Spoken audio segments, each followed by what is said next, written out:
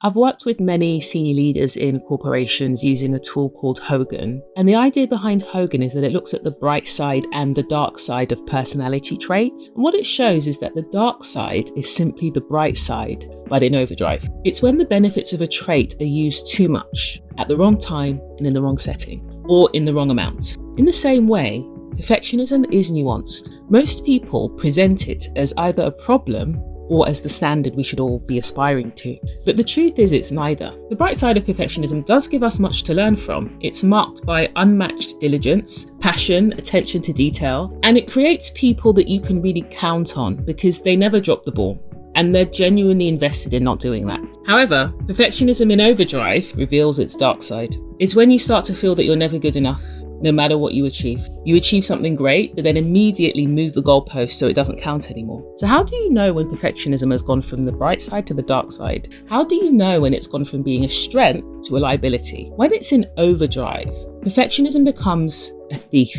It steals your joy. So you can never truly celebrate milestones and accomplishments, and you can't just ever be present in them. It hampers your creativity. You might be thinking, why try something new when you might not excel immediately at it? You overwork, and that affects your relationships and your physical and mental health. Some studies have found that high blood pressure is more prevalent in perfectionistic people, and other researchers have even linked the trait with cardiovascular disease. When it's in the dark side, it might also give you tunnel vision, blocking that bigger picture. You're so focused on the perfect execution of task A that you miss the opportunity in project B. It makes you procrastinate. If you can't do it perfectly, why start at all? And perhaps most tragically, it can make you overlook what people really need from you. For instance, maybe your colleague didn't need that flawless report. They just needed it by Tuesday. Sometimes it really is just as simple as that. Or maybe your partner didn't need that perfect birthday party. They just wanted to stay in and watch their favorite movie with you. Japan. Yes, the country of Japan is a perfect example and depiction of perfectionism that has been capitalized to do great things as a strength, but has gone a bit too far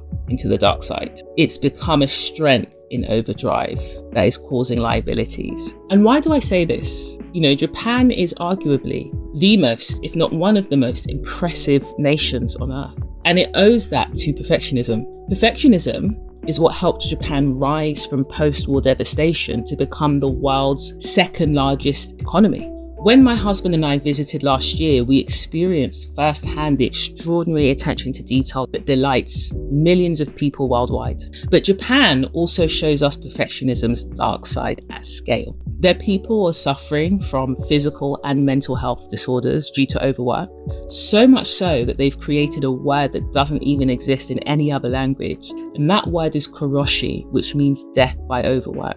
Can you believe it? The evidence of perfectionism's toll in Japan also includes declining birth rates because people are just too busy and exhausted and stressed out to start families. So much so that they've launched a 4-day work week to help combat that. A mental health crisis with some of the world's highest suicide rates in Japan, and a disconnected society where 60% of people in Japan say that their feelings of isolation grew stronger as their careers advanced. And lastly, the tendency to impose impossibly high standards on other people, creating this vicious cycle of judgment and inadequacy in their culture. Much like Japan, your perfectionism got you where you are. So I do get frustrated when people paint it in only a negative light, as though that's the full story, because it's not. However, it might be what's keeping you from where you truly want to be, because there is a difference between excellence and exhaustion, between having high standards and impossible ones, and between